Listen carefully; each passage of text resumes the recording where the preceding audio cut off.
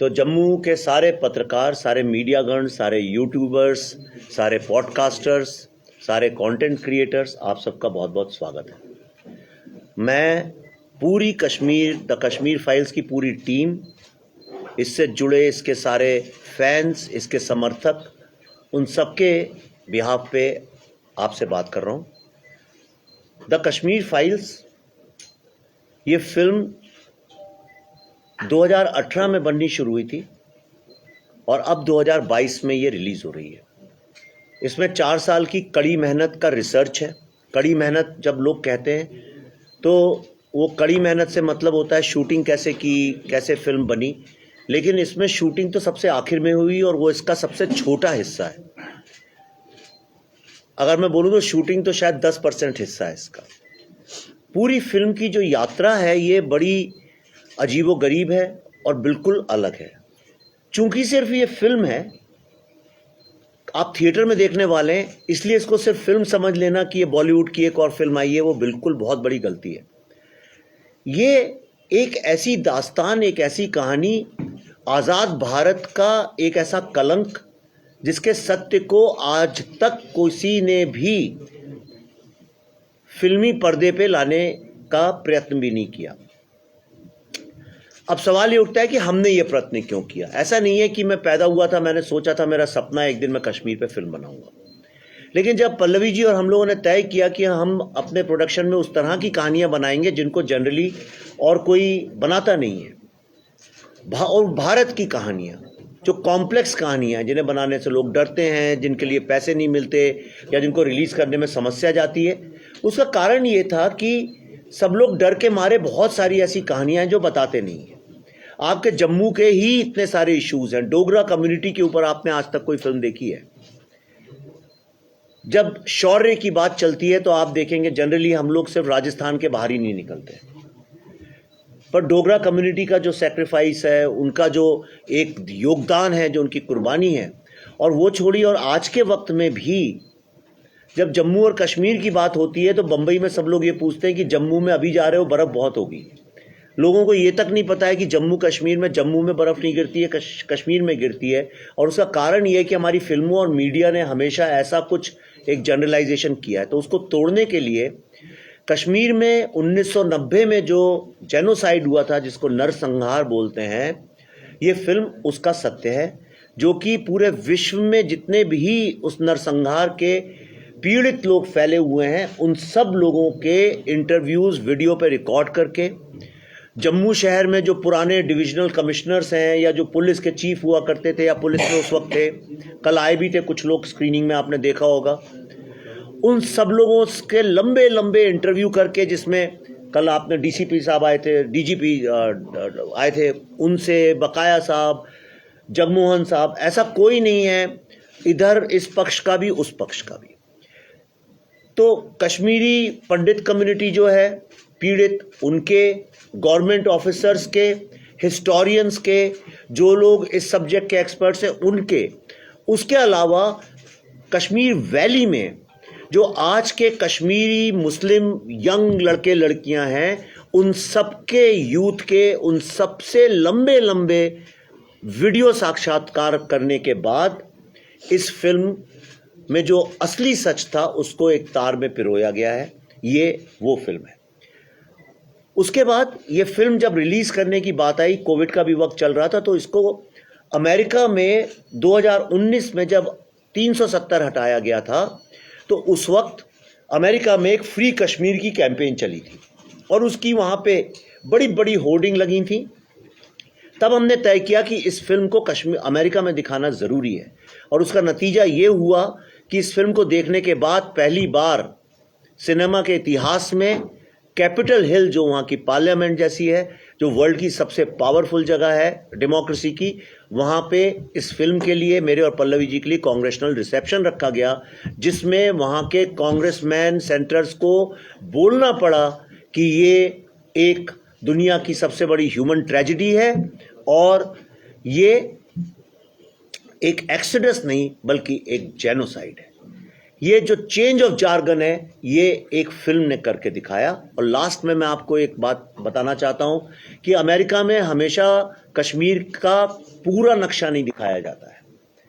जो हिंदुस्तानी बच्चे हैं उन तक ने पूरा नक्शा नहीं देखा है, पर इस बार पहली बार इस फिल्म को जो जो देखता गया उसके फैंस और सपोर्टर्स, उन लोगों ने पैसे इकट्ठे कर करके इस साल 26 जनवरी जो गणतंत्र दिवस होता है भारत का, उस दिन टाइम स्क्वायर जो वर्ल्ड की सबसे बड़ी और सबसे महंगी और प्रतिष्ठित एडवर्टाइजिंग की जगह है न्यूयॉर्क में, वहाँ पे इस बार 26 और 27 जनवरी को पूरा कश्मीर के नक्शे के साथ कश्मीर फाइल्स का वहाँ पे बैनर लगाया गया, जो अपने आप में एक बहुत बड़ा अचीवमेंट है। ये फिल्म कल हमने जम्मू में दिखाई। एक बहुत पीड़ा और दर्द का टाइम था, वक्त था, लोग बहुत ज़्यादा भावुक थे और उन सबको हीलिंग की प्रोसेस शुरू हुई है। और जो ये हीलिंग की प्रोसेस जो कश्मीरी पंडित कम्युनिटी में शुरू हुई है, ये जस्टिस न्याय की तरफ पहला कदम है। दूसरा, ये फिल्म देखने के बाद लोग कश्मीर की बात नहीं करते हैं बल्कि पूरे भारत की एकजुट होकर बात करते हैं और ये कहते हैं कि अभी तक जो लोग सोचते थे कश्मीर कहीं कोने में जम्मू कश्मीर एक है, वो एक भावना खत्म हो रही है। लोग इस फिल्म से जुड़ रहे हैं और भारत की अखंडता पे फिर से पुनः हमारा विश्वास बढ़ रहा है। ये इस फिल्म का एक और बहुत बड़ा अचीवमेंट। बस अब सवाल आपने एक कहा कि 2018 से आप लगातार पे काम कर रहे हैं, आपने क्रॉस सेक्शन ऑफ सोसाइटी से बात की।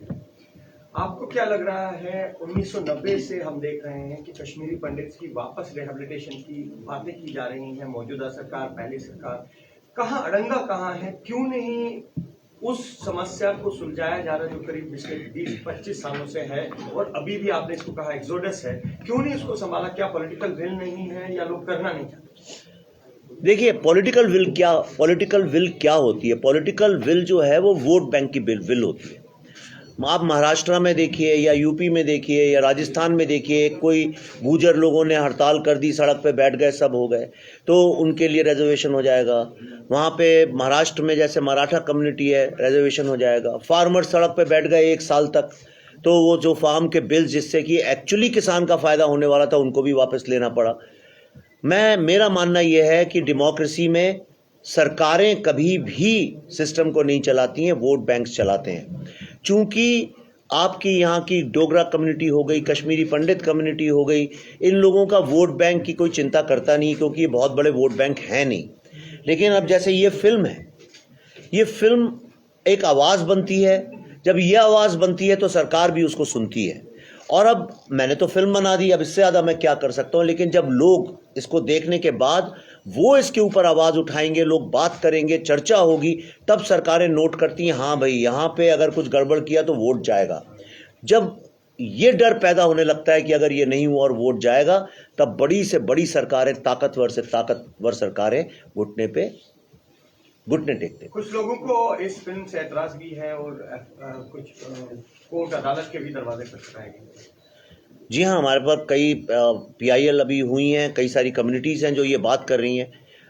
एक बहुत बड़ा तबका है जो मीडिया का, वो इसको सामने नहीं लाने दे रहा है। आज सुबह ही मेरी बात हो रही थी, आपके कुछ पत्रकार भी सुन रहे थे, मैं वहाँ पे जब बात कर रहा था, मैं उनसे यही कह रहा था कि पहले मीडिया की बात कर लेते हैं, फिर दूसरी चीज़ पे आते हैं। तो मैं उनसे यही कह रहा था कि आप लोग 24 घंटे तो कश्मीर का जब नाम आता है उसके ऊपर रात को ऐसे ऐसे लोगों को बुला के डिबेट करते हो जो कभी कश्मीर गए भी नहीं, जिनका कश्मीर से कोई लेना देना नहीं है, जिनकी कोठियाँ जोरबाग में, साउथ दिल्ली में, साउथ बॉम्बे में हैं, जो जानते भी नहीं कि जम्मू में बर्फ़ गिरती है कि नहीं गिरती है, जिनको ये भी नहीं पता वैष्णो देवी पंजाब में है कि कश्मीर में है। वो उन लोगों को बैठाल के आप घंटों घंटों चिल्लाते हो, ऐसे करते हो जैसे कि कश्मीर अगर भारत का अखंड भाग नहीं बना तो आज ऐसे आपके घर में मातम हो जाएगा। और आज एक फिल्म जब बनी हो, सच्चाई को सामने ला रही है, तो आप क्यों नहीं उसके बारे में चर्चा कर रहे हैं? तो उसका कारण ये है कि इस फिल्म की चर्चा करते ही साथ उनका पाखंड पूरा खुल जाता है, वो एक्सपोज हो जाते हैं। दूसरी बात, जहाँ तक ये शिया कम्युनिटी और दूसरी जो कम्युनिटीज़ हैं, ये लोग जो PIL ला रहे हैं, उसका कारण ये है कि उनको सच पता ही नहीं है, उनको अपना ही सच नहीं पता है। अगर उनको सच पता चल जाए अपना खुद का, तो शायद वो सब हमारे पीछे हाथ लेके खड़े हो जाएंगे कि हम आपके साथ हैं। सबको ब्रेन वॉश कर दिया गया है।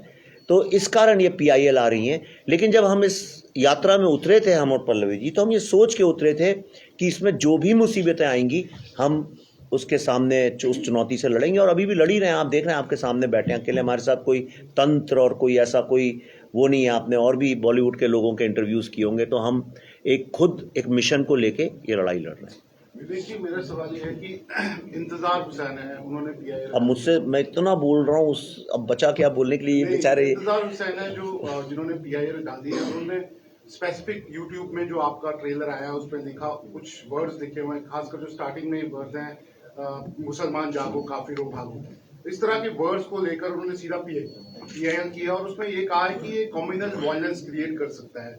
लेकिन जो आप बात कर रहे हैं, आप कह रहे हैं 4 साल की आपकी रिसर्च है और आपकी कोशिश, वो कह रहे हैं कि आप सोसाइटी को डिवाइड करने की कोशिश कर रहे हैं। लेकिन क्या इस फिल्म के जरिए आप उनके जख्मों को निकाल रहे हैं और जो जख्म उनको दिए गए हैं, और साथ ही साथ क्या आपको लगता है कि ये गलत मैसेज कन्वे करने की कोशिश की जा रही है? नहीं, आपने सवाल सही पूछा, लेकिन सवाल का सबसे बड़ा एक प्रॉब्लम मालूम इसमें क्या है, वो हम ऐसे पूछ रहे हैं कि किसी टेररिस्ट से ये कहो कि भाई इनके बारे में बात मत करो, ये टेररिस्ट के जख्म फिर से निकल आते हैं। मुसलमान जागो काफिरों भागो, ये मैंने थोड़ी लिखा है दीवार पे। अगर मैंने लिखा होता तो आप कह सकते थे मैं भड़का रहा हूँ। ये लिखने वाले जो हैं वही मुझ पे PIL अगर करेंगे तो कैसे बात बनेगी भाई। जो आके आपके परिवार में किसी को मार डाले और वही आप पे केस कर दे कि भाई ये अपने उसके मरने की बात क्यों कर रहे हैं, मैंने तो नहीं किया है। जो कह रहे हैं डिवाइड कर रहे हैं कम्युनली, मैंने तो डिवाइड नहीं किया है। 5-7 लाख जो कश्मीरी पंडित कम्युनिटी है उनको मैंने तो नहीं कश्मीर से भगाया है। जो भगाने वाले हैं वही PIL कर रहे हैं। ये इतनी एक तो हाथ से भरी बात है, इसका जवाब भी मैं कैसे दूं, यानी ये इसका जवाब भी कैसे दूं। अगर टेररिस्ट ही मुझसे सवाल पूछने लगेंगे कि आप शांति क्यों स्थापित कर रहे हैं, तो फिर यासीन मलिक जी बोलते थे कि आज का मॉडर्न गांधी मैं हूं, तो ठीक है मॉडर्न गांधी है तो प्राइम मिनिस्टर के घर पे उन्हें बुलाया जाता है। ठीक है, तो पल्लवी जी का और सारे स्टार्स भी आपके साथ, आपको इसका जो आप फिल्म तो आप कर रही थी, आपको हम बड़े सालों से देख रहे हैं, आपके किरदार को भी देखते हैं, मतलब ये जो किरदार आपने किया ये कितना अलग था दूसरे किरदारों से जो आपने आज तक किया? आप फिल्म देखिए फिर आपको पता चल जाएगा कितना अलग था ये, क्योंकि जो आप एक्सपेक्ट करते हैं वो है नहीं इसमें। विवेक जी, आपको 3 दशक से ज्यादा लगे इस फिल्म की सच्चाई को सामने लाने में, जो आप कह रहे हैं, ये 3 दशक क्यों लगे? ये ऐसी फिल्म पहले क्यों नहीं बनी? क्योंकि पहले भी फिल्में बनी है कश्मीरी पंडित्स को लेकर, लेकिन लोग उससे सेटिस्फाई नहीं थे, खासकर कश्मीरी माइग्रेंट कम्युनिटी जो है वो सेटिस्फाई नहीं था कि हमारे साथ जस्टिस नहीं हुआ। आप पर क्या प्रेशर थे कि 3 दशक आपको लग गए? क्यों आपको लगता है कि ये वक्त अनुकूल है इस फिल्म को दिखाने के लिए? ये अभी क्यों बनाई, पहले क्यों नहीं बनी? देखिए, मैं तो इस देश का मैं तो देश को चलाता नहीं हूँ, बॉलीवुड को मैं तो चलाता नहीं हूँ। तो ये सवाल तो आपको उनसे पूछना चाहिए जो नहीं बना रहे थे। मैंने तो बनाई, अब मैं उसका जवाब क्यों दूँ, वो क्यों नहीं बना रहे थे। 36 सरदार लोगों को कश्मीर में मार डाला था। तो आप जब कोई अगली बार पंजाबी फिल्में कराए उससे पूछिए वो क्यों नहीं बना रहा है इस सब्जेक्ट पे फिल्म। आप भी बॉलीवुड का हिस्सा हो। मैं नहीं हूँ, मैं बॉलीवुड से मेरा कोई लेना देना नहीं है। तो आज से पहले क्यों नहीं बनाई? आपने माइंड में नहीं आया जब कंसेप्ट था, लेकिन कुछ ऐसे प्रेशर थे, नहीं बनी फिल्म? नहीं, मैं आपका सवाल ही नहीं, कोई चीज इसके किसी का बच्चा पैदा हो तो उससे को तुम 17-13 साल की उम्र में क्यों नहीं किया। अरे भाई, जब वक्त आता है तब करते। सुनिए ना, मैं एक फिल्म मेकर हूँ, मैं एक के बाद एक फिल्म बनाता हूँ। मैं किसी की ड्यूटी नहीं करता, मेरा कोई किसी से वो नहीं है। मुझे जब लगा कि मैं इस काबिल हो गया हूँ कि इस सब्जेक्ट पे फिल्म बना सकता हूँ, इसके लिए एक बहुत स्ट्रॉन्ग मॉरल, स्पिरिचुअल और इमोशनल इंटेग्रिटी चाहिए, मैच्योरिटी चाहिए। हर कोई इस सब्जेक्ट को छू नहीं सकता है। सर, मैं कुछ कहना चाहती हूँ यहाँ पे। हमें ये नहीं पूछना चाहिए विवेक सर से कि आपने 32 साल क्यों लगाए बनाने में। हमें इनका धन्यवाद ही होना चाहिए कि ये पहले ऐसे शख्स हैं जिन्होंने फिल्म बनाई, हमारी बात कही है। बल्कि ये सवाल आप बाकियों से पूछे जो एक्टिवली जब ये सवाल हम बना पूछते रहे हैं, ये सवाल हमारे नहीं होते, उन लोगों के सवाल होते हैं। नहीं, सही है, तो सही नहीं पहुंच सकते। सही है, क्योंकि सही। रिप्रेजेंटेटिव बनकर हम 32 साल मैंने इसलिए नहीं बनाया क्योंकि 32 साल से मुझे खुद सत्य नहीं पता था इस बात का। मुझे ऐसा लगता था कि हाँ, जो मैं हुआ होगा कुछ जैसे सबको लगता है और बहुत गलत है और सब लोग उसकी बात करते थे। लेकिन जब मुझे पता चला इसका सत्य तो मुझे लगा कि इस बारे में फिल्म बनानी चाहिए। एक सेकंड, वो पहले से पूछ रहे थे। विवेक जी, जो अभी इन्होंने सवाल पूछा थोड़ा उसी से रिलेटेड मेरा प्रश्न है। मैं मतलब बॉलीवुड की अगर हम देखें, बॉलीवुड की तरफ जो सब्जेक्ट है, जो displacement of Kashmiri Pandit community, ethnic cleansing का जो मुद्दा है, अगर देखें हम